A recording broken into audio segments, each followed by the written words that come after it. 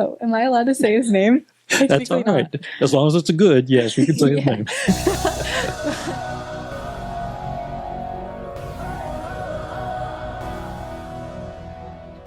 As a former or present student, have you ever sat in class daydreaming and wondering how some of your peers seem so invested while others are checked out? Well, you're not alone. Recent research shows that when students are engaged in their own learning, they are more successful and happy. It's about being active participants, feeling connected, and genuinely interested in what they're learning. Welcome to Marion Voices, a production of Marion Forum Group. Today's episode explores what it takes for students to be successful in school. And with us, we're talking to 3 high school students, Jay, Lena, and Luke, and we're going to get some insights into what it's like to be in high school. All right, so the first question I have is, what class do you like the most in school? Okay. All right, well, I'll go first. I like my AP US history class the most, I think. Okay. I would say my biology class. Okay. For me, I have to say my US Gov class. Okay, so why do you like your history class? I'd say I like it just because, one, I like history. It's one of my favorite subjects, and it's also I like my teacher a lot for it. He's just a down-to-earth guy, I would say. Okay.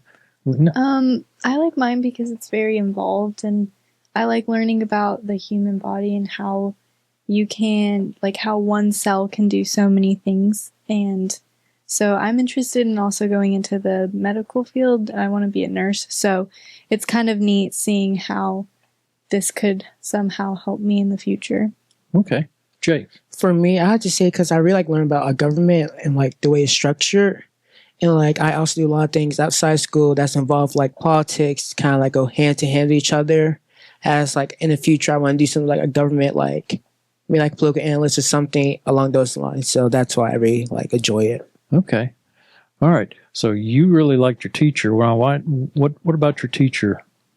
He's just more special. Like a down-to-earth kind of guy. He's pretty funny. And he kind of treats us more like adults than other teachers would.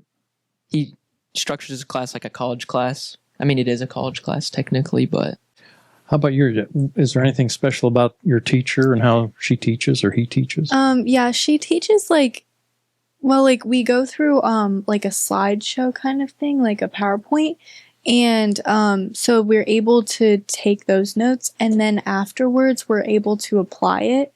And we do whiteboard activities, which I find very helpful because it's we hear it, we write the notes, then we're practicing it on our own. So that just gives the overall practice and getting it into your head and memorizing it and knowing it rather than just cramming it before a test and then trying to get an A on it. So I really like how she structures that class. And if you do have a question, she is able to come over and tell you what is different or what is wrong with what you're doing and help you grow with your work. So I really So as a former teacher, I'll tell you that what she's doing is she's trying to rotate around the class and help individuals instead of just do a broad lecture. And also the whiteboard, for anybody who is not familiar with that, that's an electronic, it's like a blackboard, only it's white, and it's electronic, so it can bring up all kinds of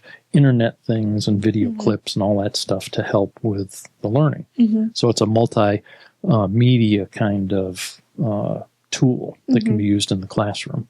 Jay, what about your teacher? Well, my teacher, she's not a very special individual as per se, but the thing I like the most, we do in our class do simulations where we a mock government, a mock legislation, and where we kind of talk to each other and try to be in the shoes of how our people in the government actually works.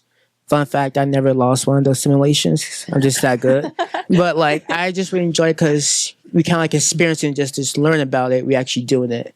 It's So it sounds to me like all 3 teachers try to do very personal teaching and also interactive kinds of teaching. Okay. Well, that's actually some of the kind of teaching methods that are considered nationwide as being the most effective. And it keeps students engaged and kind of interested. And I think research has shown that if you can keep students engaged and interested, they're going to learn better. Are all the students in your classes equally engaged, or are the teachers able to keep them all the kids equally engaged, or is there some kids that seem to be sort of left behind a little bit? I would say more not it's the teacher's fault. Most of the time I'd say it's more student. It's more their fault most of the time. People just don't want to pay attention or try at all. Okay. Especially in one of my classes, we do a lot of like on our own writing stuff. And I think whenever that happens, then students are usually more like on their own to try and like get away with like being on their phone during that time because the teacher isn't necessarily watching. But like I said, like with my biology class specifically, like when we're more hands-on, then it allows us to actually be doing the work. But when we're on our own, kind of doing our own writing problems, and then it's due the next week, a lot of students tend to just like sleep during that time or just like not do it. So I guess it really just depends on the student being able to be motivated to do the work even on their own, if that makes sense. For me, I had to agree with Luke about saying it depends like with the kid, like the child. I think mostly because depending what class you're actually in. Like in my government class, I'm most engaged in that. But for AP chemistry, it's like I'm not as engaged because it's not something I'm more interested in. So it really depends. It's not the teacher's fault. It's just the subject's fault. But it really measures how much you want to be engaged, how much you want to be physically in that class talking about that subject. Okay.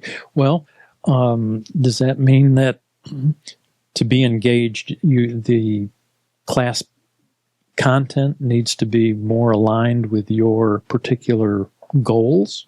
I mean, do you have goals that you want to do in the future, and therefore you're more likely to be interested in the classes that you see as connecting to those goals?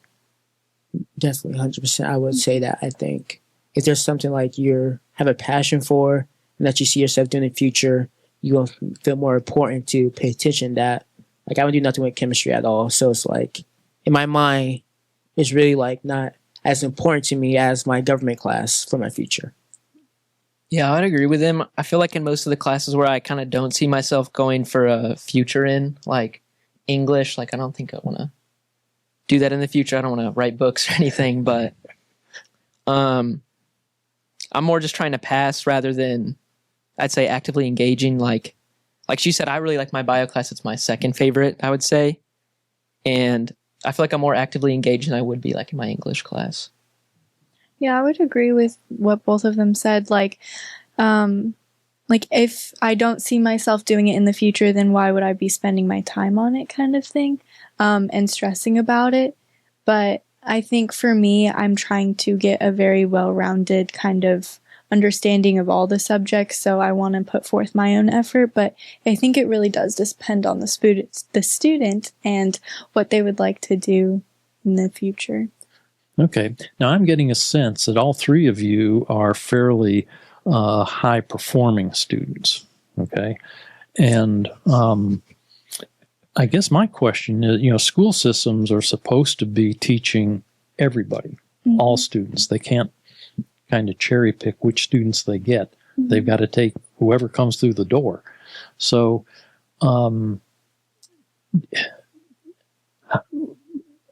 students who are not performing well, would you say that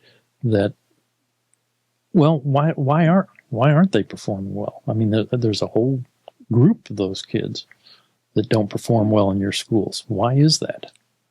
I'd say it's hard for me to say just because I'm in IB, so a lot of kids are trying to do well. They do it for their future. But I say still, it's just mostly students' fault. I mean, there's definitely teachers that are like subpar, I would say. But majority of the times, people just don't want to learn.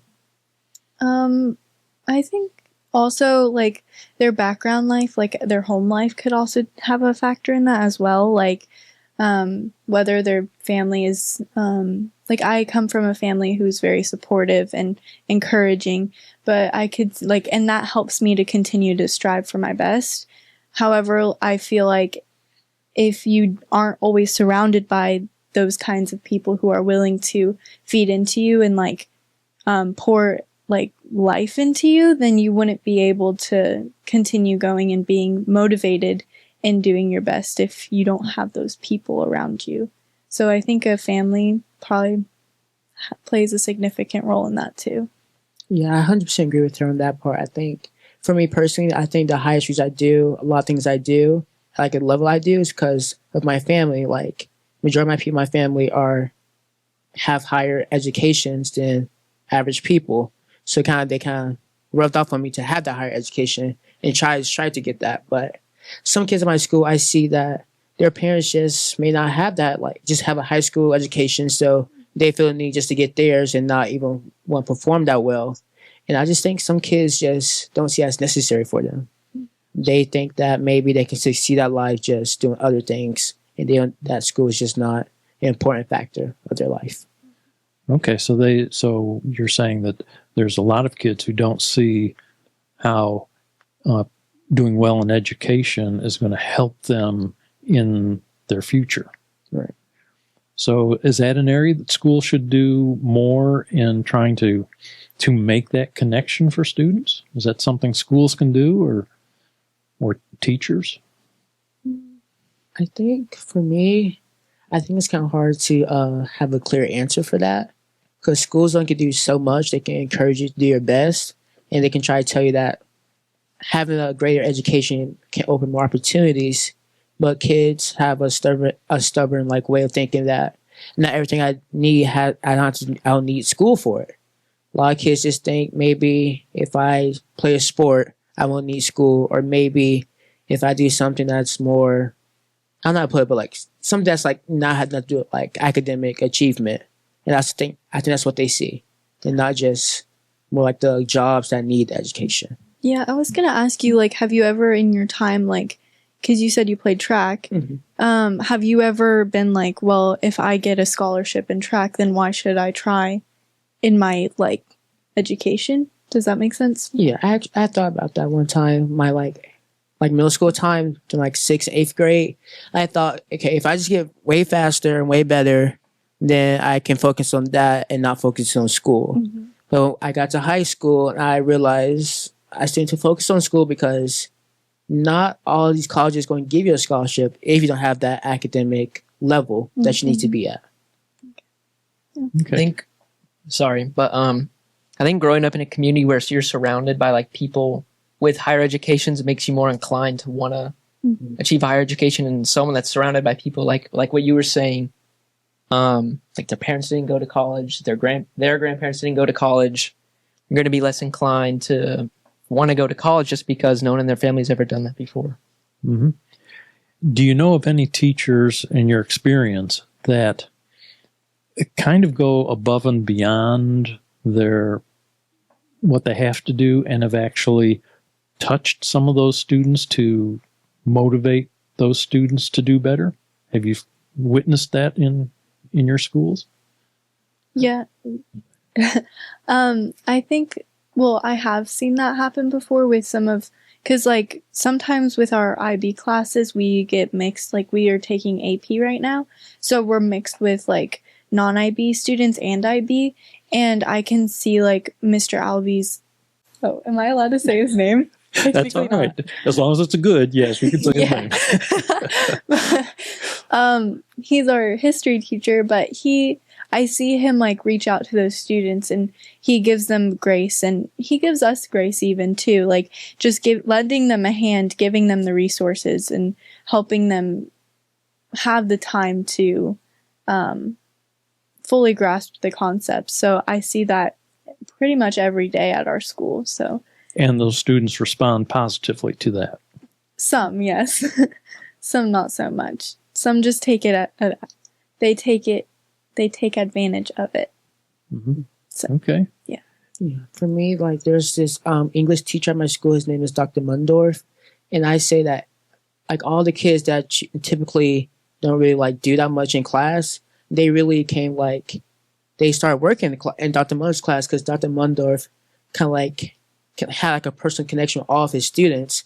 And so when you have a personal connection with your teacher, it gives you like more urge to want to do their work and become more engaged. Mm-hmm.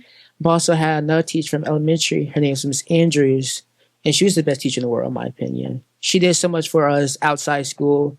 I remember she used to take us like sometimes she take us to like this jumping place, and she paid for it out of her own pocket for a couple of our students. And like she made sure to have a personal connection, always be there for her students. Even now, she's in Tennessee, but she constantly check up on me if I ever need anything. Always support me, even from different states. So it's like when a teacher really connects with you, it makes you feel like seen and important. I think to tag onto that, whenever you do have a whenever the teacher like gives you the feeling in the sense that you're able to go with them with questions, that also inclines you to want to be more active in their class, if that makes sense. Like I know for some occasions, like there are teachers that if you ask them a question, they in a way kind of make you feel like a little stupid, and that just never really sits well. And so I think like being able to have a teacher that you're able to go to with those kinds of questions inclines you to want to do better for their class and continue to strive for the better. So like a good teacher could definitely like make or break a classroom. A teacher that puts effort into their students, Mm-hmm. I feel like the students are more likely to reciprocate. Obviously, you're going to have outliers, but that's what I would say, yeah. Okay. So we've been speaking with 3 high school students, Jay and Lena and Luke, and we've been exploring some of the challenges kids have in being successful in school and hearing their thoughts and comments about this topic. So go to our email address, marionformgroup@gmail.com, and share your comments. These 3 voices have been interesting and important, but we also want to hear your comments and your ideas, and hopefully we'll be able to use those in another podcast later on. Okay, so for our second segment here, we want to explore a little bit. We've been talking about student engagement and teacher behaviors that promote that. But one of the kind of the hot topics has been how TikTok is corroding your brains and stuff, and how it's preventing students from focusing. That some of those things are so short that it decreases the attention span of students. What do y'all think about that? About multimedia and that kind of stuff? I can start with that one. Yeah, I think TikTok definitely has influence on a lot of high schoolers. I can say, sadly, it has influence on me too personally. And also, every time you see on TikTok about school, people put it as a negative thing. They're like, "Oh, I hate going to school. I don't want to go back to school. I don't need school." So it's like it makes you think in your brain, do I agree with that or do I go against that? How do I feel about school? And I think that has a more direct impact on some kids and what they do in their class. So they'd be like, okay, if TikTok says I don't need school, then I don't need school. Right? Forget everything. I'll just do what I want to do during class. And you see going around some of our students that they are on TikTok during class, and they don't because they don't feel like they need no more because they get influenced by TikTok. Yeah, I definitely think it does play a role. You see, and I definitely deal with this personally as well. Like I see the influencers who are just fresh into college and they already have the nicest car. They have this nice apartment in New York City and like all these things. And it's like, well, they're not doing school. So why should I not try and become like that kind of thing? So I think that definitely does play a factor. So I do see it affect a lot of people. Am I able to bring up ChatGPT right now, or are we gonna? Okay. Sure. So, and like during class, I definitely know that like ChatGPT has affected a lot of students in their, is it ethics? Like they aren't necessarily doing their own work, yet they use ChatGPT. And so I definitely think ChatGPT would be a resource, and you can use it. In many of our classes, they say use it as a resource, but students, again, take advantage of that and try and use their phones during class to use that, which just creates a whole other... Yeah, sort of using the Chat GPT to make the finished product that they turn in for a grade, you're saying. Yep. So I think it all has a factor to do with memorization and our ability to work hard when we have such easy access to things that can just do it for us. Right. Yeah, I'd agree with that. I'd say for the TikTok, though, I think it's definitely doing bad in our attention span. I feel mine has definitely suffered a little bit from it. I'll definitely find myself getting kind of bored in a lot of classes, especially when the teacher's kind of just talking. We're not doing a whole lot. It's kind of hard to maybe pay attention. I know a couple of our teachers, and I've talked about this with some of my friends, like our attention span is only like for... What is it like? I think it's less than a goldfish. I saw something like that. So like teachers like have to do a technique where they teach a couple minutes and then they take a break, and then because they lose us after a certain amount of time. However, with these TikToks, they're like 2-second videos, and then you just flip into the next thing to the next thing. So that allows us to like draw our attention in for like 2 seconds and then keep going. When we have 47 minutes of class, and it's just... they kind of lose us, and so it definitely does affect us.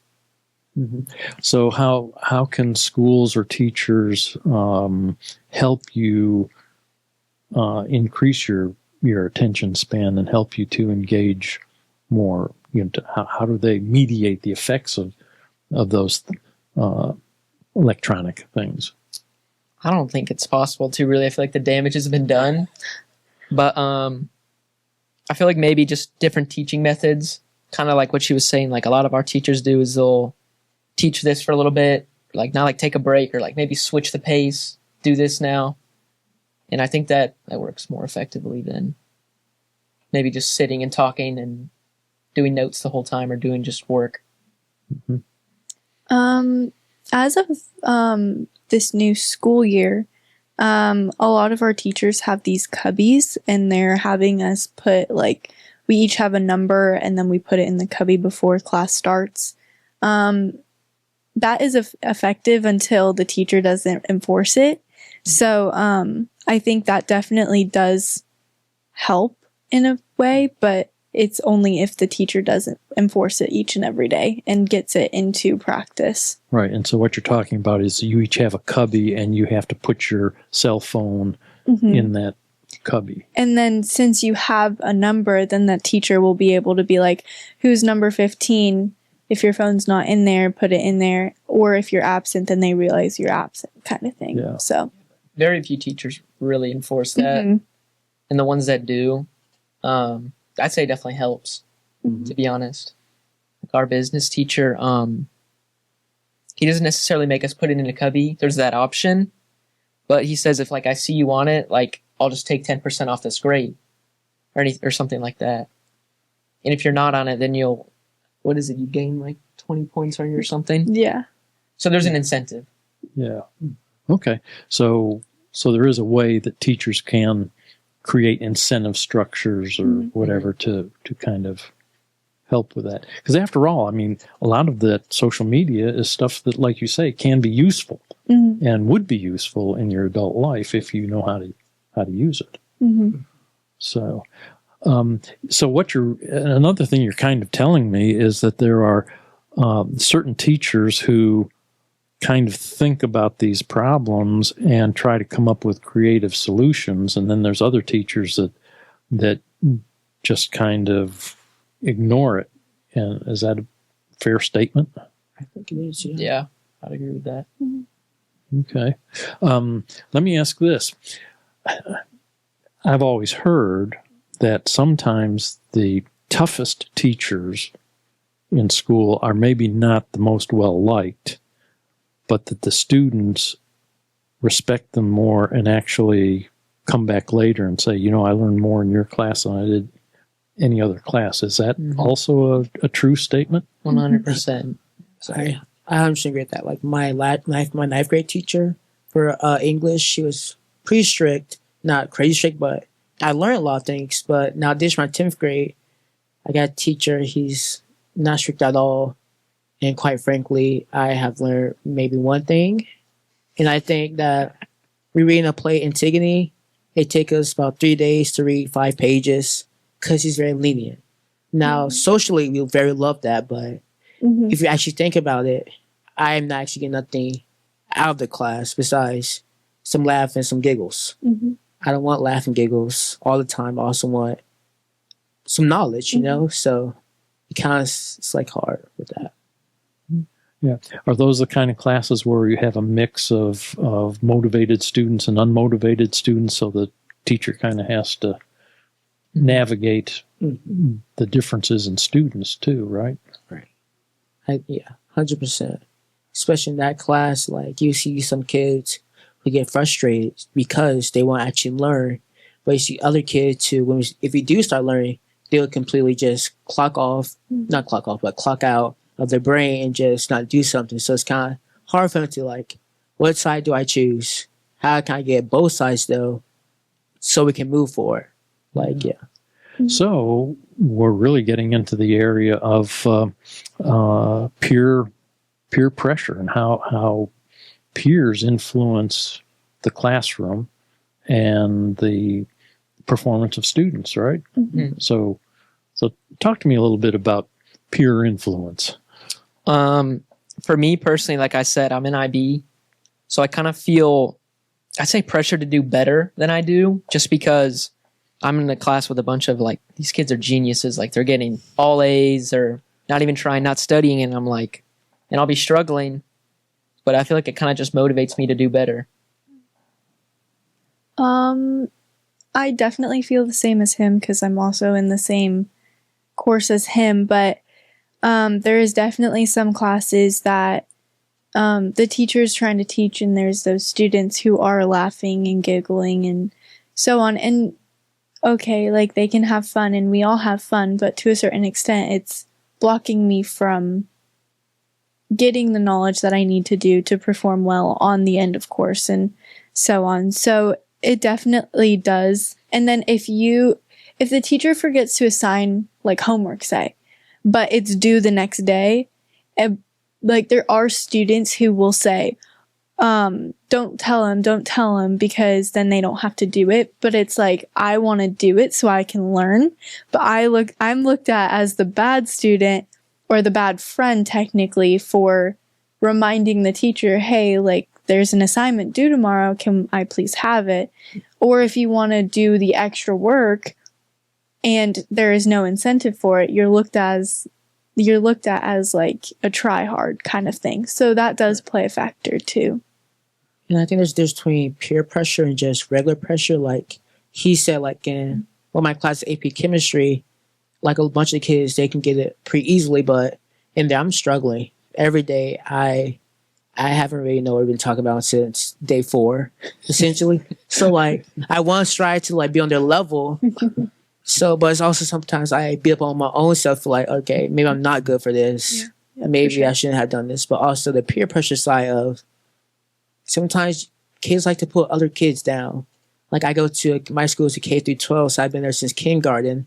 So as I move along, as I got to like middle school, high school, those same kids like who've been doing good their whole entire like school life, paying attention in class, doing their work. But other kids come to our school, sometimes they get pulled down, and you see them switch from being like academic engaged to being slackers, essentially, because they feel like these new people, they are cooler, and so they want to fit in with those people instead and not be labeled as someone who's a tryhard or a know-it-all. Yeah. So cliques are pretty strong in your school, cliques of students. Yeah, I'd say there's definitely like centralized like friend groups. People know who's hangs out with who. Mm-hmm. There's definitely cliques in our school. Yeah. Okay. How do because there is such a wide variety of kids in schools, do you and obviously students will influence other students. But what about, do teachers somehow play an unconscious role in that? Do they sometimes end up favoring some students over other students and in classrooms? Yeah, 100%, yes. Talk to me a little bit about that. What are your experiences with that? I can go first on that one. I think sometimes teachers, they kind of do it more knowingly, but other times they do it with that, like, on accident, essentially. Like, my English teacher from ninth grade, she favored one group of people instead of the others, and you can clearly see it in how she interacts with them. She'd be more nicer, more okay, happy, then she go to the other group of students and it completely changes. And I think it's also from one experience, like, they may label a kid as a bad kid, so let's just, you gotta be more strict with them. Let's just write them off, not worry about them, but worry about these other kids, and we'll engage with them more. If that makes sense. Mm-hmm. Yeah. Mm-hmm. So sometimes the teacher will actually engage more with the students that he or she likes rather than the students that he or she find as being a little bit more problematic. Mm-hmm. Yes. Yeah. Okay. I feel like I've been on both sides of it. I've definitely been a favorite student. I feel like, well, not favorite, but my teacher liked me. And I've also been not very much liked by my teachers. So I would say, yeah, that. And how did that influence your performance in those classes? I definitely did better in the classes where the teacher's more lenient. Because they just like me. And they'll allow stuff to slide. I'll be like, oh, I'm sorry. I was kind of tired last night. I didn't do your homework. Can I turn it in tomorrow? And they'll be like, sure. But then with the other one, it'd be opposite. But I feel like, honestly, with the teacher that liked me more, I was more inclined to do better in their class. I kind of feel it's a little hard sometimes to want to try when someone's not very, when someone doesn't like you, it's kind of like hard to be motivated to want to do good in their class. Yeah, I think there has definitely been those teachers who are just out for me.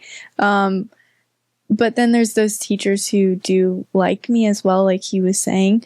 I think overall, yes, those teachers who are kinder to you, you want to do better in their class, and you're like, oh, I'll do this. I'm going to do it and do well in this class, to not necessarily impress them, but to show them you can do it. But the teachers that are more negative towards you, it's I give up on your class. I'm not going to try for you. But in the broad view, I feel like it's not having a teacher be I'm fine if I'm not the favorite. I do not care about those things. But I feel like if it's just an overall teacher who is kind and encourages you and, again, pours into you like your family members would, you're more inclined to want to strive for better and, helping everybody around you and just being a shoulder to be there for kind of thing, if that makes sense. So, okay. In your schools, do you find, if you were to put a kind of a percentage, and I don't even know if this is really good to ask, but if you were to put a percentage on the number of teachers that you think are really good in your school, as opposed to average or not so good, what would that percentage be?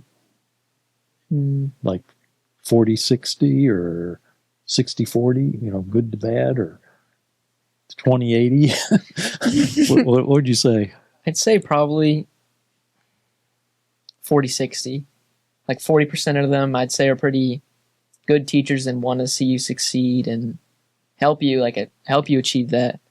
But then 60 are more, I'm not saying they're bad teachers, but I feel like they're also kind of unmotivated too, though. Yeah, a lot of teachers. A lot of teachers, sorry I interrupted you, but I think whenever they've been doing it for so long, they're kind of just well, I've already done this. If you pass, you pass. If you fail, you fail, kind of thing.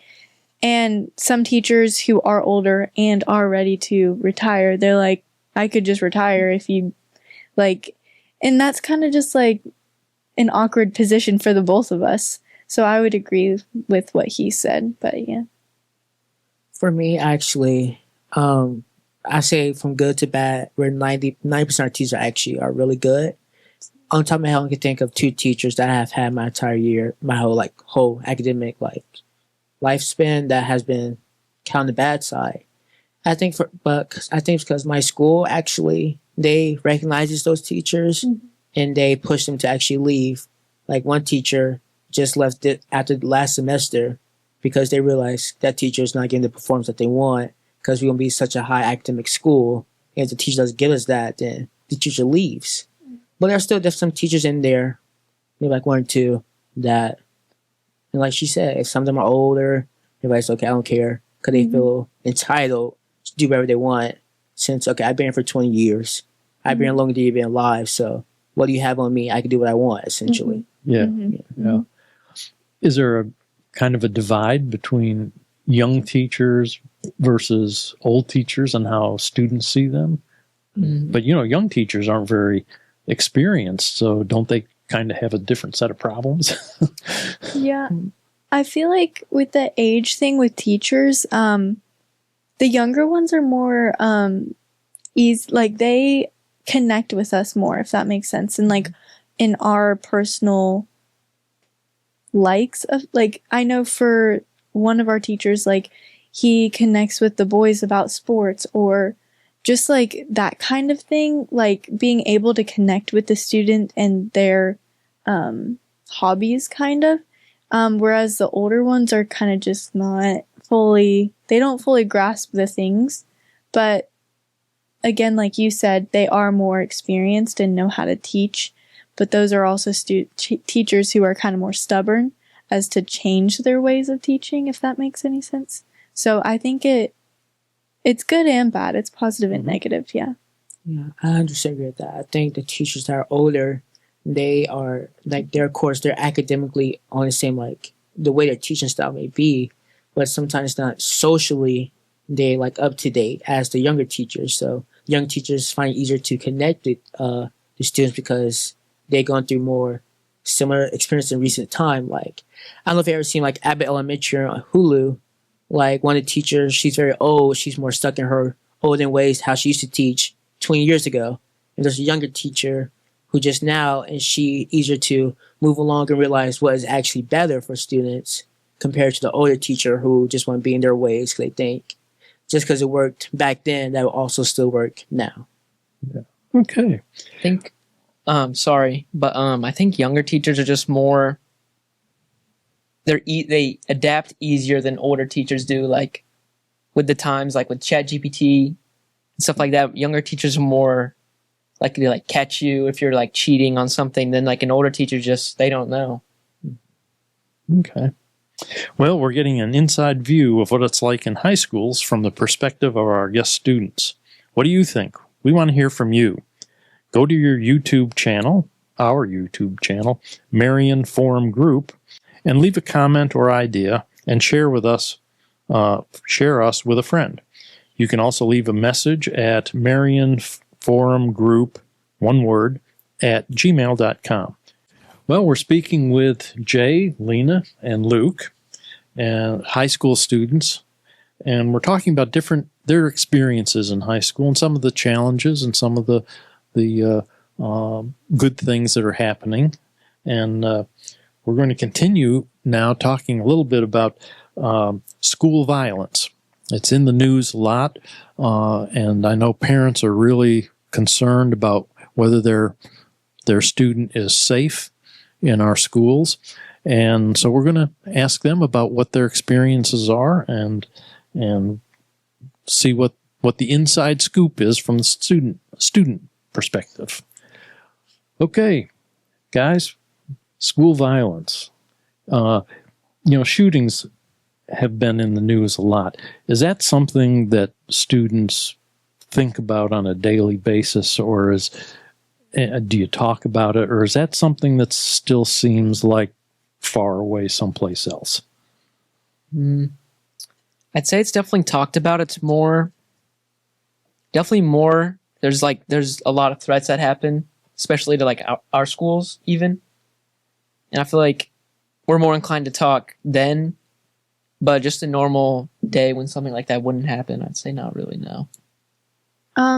Yeah, kind of backpacking off of what he was saying.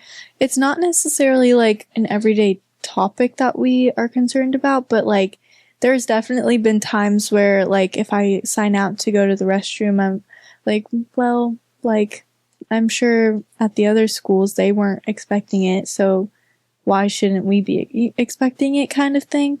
I mean, I try not to think too much about it because then I just go into a whole loophole of anxiety, but I think our school does a good job about doing the drills monthly and practicing those and just enforcing our safety. So it's back and forth.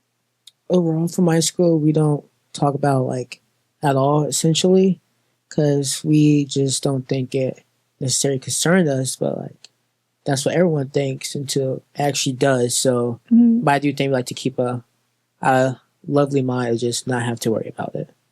Yeah, I kind of say like what with Lena was saying. Like I'll kind of be like falling asleep in class, and I'll just think like, well, what happened if something happened? And I'm like half asleep, you know. But yeah. So do you feel like the schools are doing a pretty good job with security? I mean, with having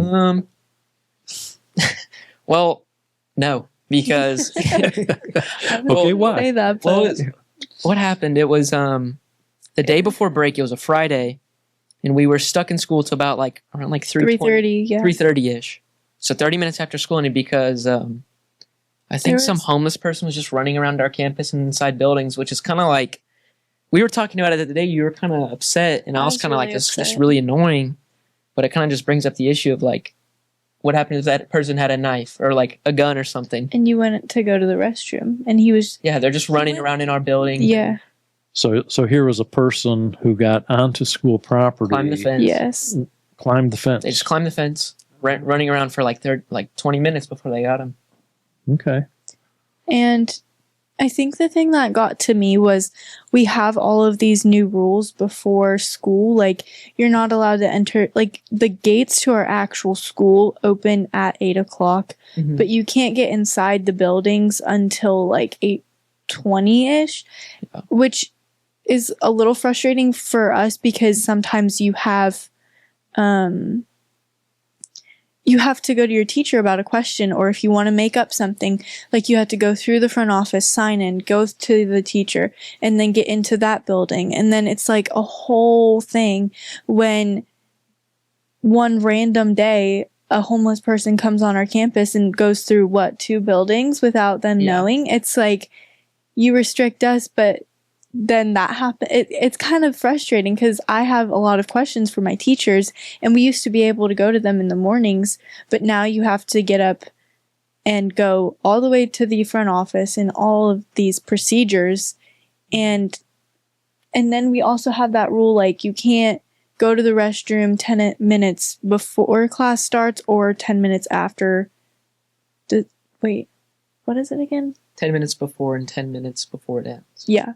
So I understand where they're coming from, but it's a little frustrating. So For me, like my school, we have good security, and no one's ever have to worry about like something like crazier happening.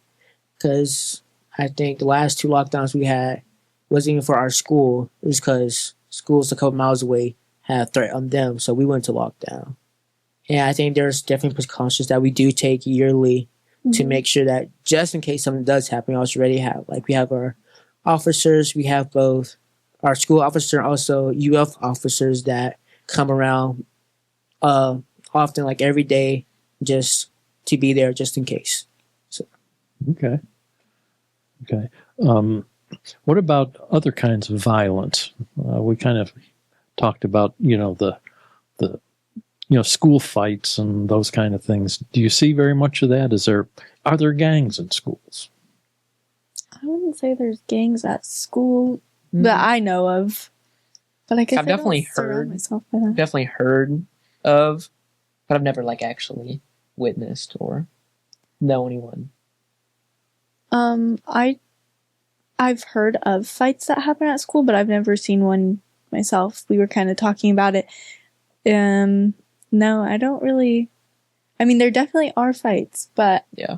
I guess I don't surround myself by that kind of thing, so it's not very. I mean, that's going to happen at every high school, though. I feel like it's kind of inevitable. Mhm. And that's more individuals get into Oh, yeah. Just petty conflict. arguments. And Like- then- You talked about my girlfriend, what kind Yeah. of thing? So For me, there's actually we don't fight at our school. We should go to his school. the latest fight we had was about when I was in the last fight we had was like I was 7th grade.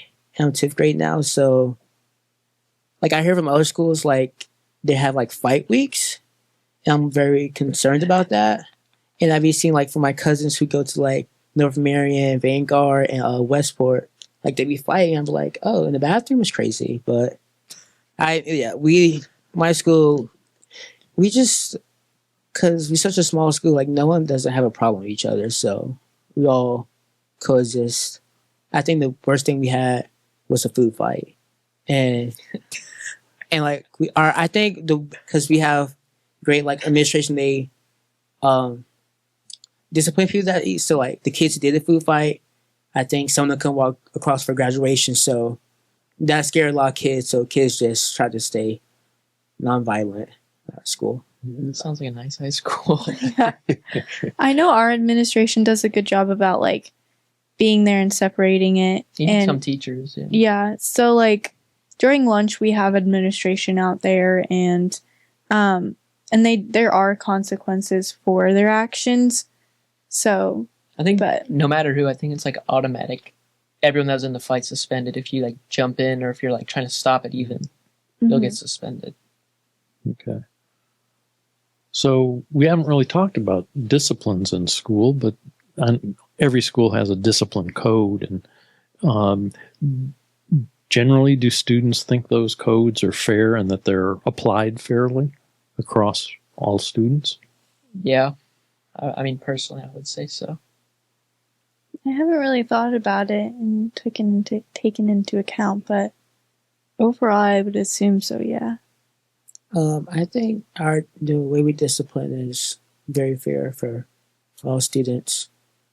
I think if they did something bad, then they should be disciplined. I think there's nothing extreme discipline for like something small as of like, yeah. But there's no, we're not being extreme. Yeah. Okay. You haven't heard or witnessed any kind of differences in discipline based on socioeconomic level or race or anything like that, right? So they're pretty good about applying things equitably across all those different groups. I'd say so, yeah. I do. Well, I think that's good to hear. I think parents would like to hear that. So that's excellent. Another group of students that interest me particularly is how well do the special ed kids integrate into your schools? I'd say it's not bad, but it could definitely be better. Kind of at lunch, they'll kind of just wander around, and it's kind of like, I wouldn't say it's uncomfortable for other students or anyone because they're not rude or anything, but I don't know, people definitely make fun of them, and people are rude and mean. And I'd say there's definitely a better way that they could handle that. I think like our school, like I don't know about your school, but our school has like a program for them. Like we have a specific program, and they kind of just do their own thing. But like Luke was saying, like around lunchtime, they do tend to just do their own thing, and nothing wrong with that at all. Yeah. But I definitely do see, like I remember one time my freshman year, one of them was being made fun of, and like I kind of grabbed the kid who was being made fun of, and like made him sit down like at my table, because I was like, they're not gonna treat somebody like that. Like, so I try my best to make them feel seen, but it's definitely not no person is, I don't know. I think it's definitely a problem at our school with how people treat them. They kind of tease them, like. It was actually a thing that happened last year. It was pretty like horrific, I would say. This kid, he had special needs, and he said something that apparently upset these two non-special needs people, and they pretty much just attacked him in the bathroom. It's like horrible. And I think if maybe the teachers were a little more, what's the word? Involved? Observant? Observant, Yeah. yeah. They were just there. That wouldn't have been something that happened. I can't really speak on it because we don't have like special ed kids at my school. Okay. Yeah, some places are like that. And I do know here in Marion County there is a school for some special needs children, but I think only be in elementary. Is it, or is it K through 12? Now that I don't know. Okay. And I'm not sure how severe the needs are to have them there rather than integrated. But okay. Well, we're kind of at the part where I ask you if there's anything else that we ought to discuss or that you would like to bring up that we haven't discussed that you think parents might like to know about your school.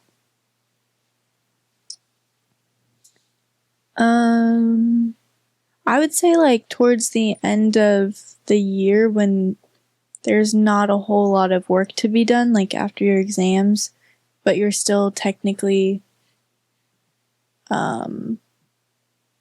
enforced to go to school. Like I sometimes like tell my mom like I'm not doing anything, can I get checked out?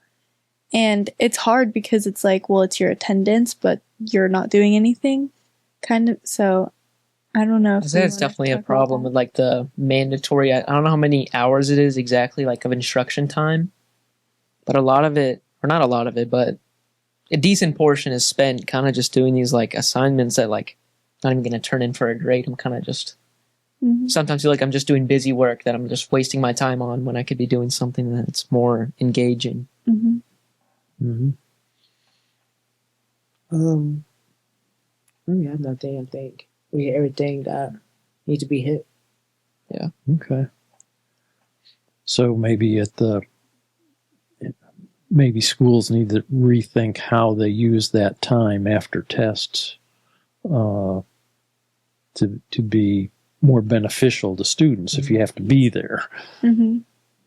That time is definitely awkward though, because we typically do all our like state testing like the first 2 weeks of like May like the end of April. So the last like 2.5 weeks of school, we're kind of just like we're just there.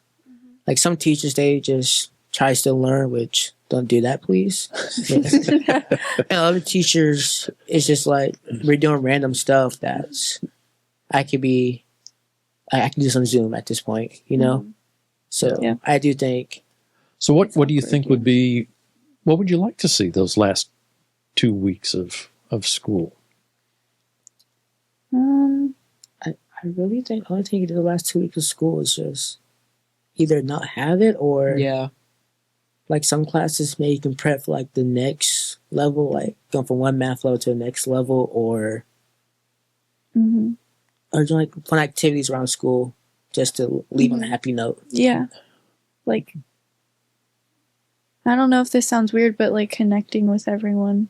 I feel like schools are very like, I don't know, there's not very, like you go and then you leave. Like there's nothing really, I feel like there's nothing really to do. I don't know, like connecting with other students, maybe. Doing activities like he said. So, of course, I've got lots of ideas on that sort of thing, but it's not really my place. But, you know, what would you think about, what would you think about having former graduates come in to talk to students about their profession or what it's like to be in a college or what it's like to be out working after graduation? Would you find that more interesting to have somebody sort of connected to the school, but now who's out to come in and answer questions or talk to you or whatever? Do you think that would be interesting to people? I think so, yes. Like hearing their journey of like the steps they took to become successful.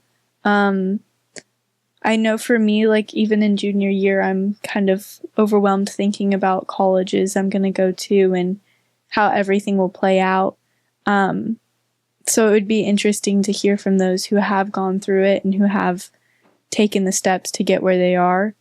I would definitely like really appreciate hearing those things from them. Mm-hmm. I think that time should be more used to just maybe give students more of a break instead of like large, like, I mean, I definitely like my 2-week winter break, but like use those like 2 weeks that we're not going to spend doing anything, and like maybe give us like right now, like third quarter, I think until around the middle of March, we're not going to have any more than like 2 or 3 3-day weekends, probably 2. And I think allowing for more like of those breaks is pretty beneficial. Yeah, unfortunately, school systems run up against state law, and it gets back to the number of days they have to be in session and the number of hours you have to have. So, but you're right there. It's a refresh. You know, that's kind of the squeeze that schools are in. So, okay, well, there you have it. We've been talking to 3 students about some of the complexities of going to high schools today. And we've talked on some of the factors of classroom management and discipline and use of digital tools in the classroom. So I think their insights have been really interesting. But that's just 3 people's voices. In this podcast series, we're calling it Marion Voices. So we want to hear more voices than just 3. And so we would like your comments. So please look at the YouTube video of this session and give us some feedback on that. Or you can go to our Marion Forum group at gmail.com and leave comments and questions and ideas, and we would like to incorporate those into future podcasts. So remember, your voice matters. Join us for our next episode of Marion Voices. Until then, stay safe, be a good neighbor, and thanks for listening.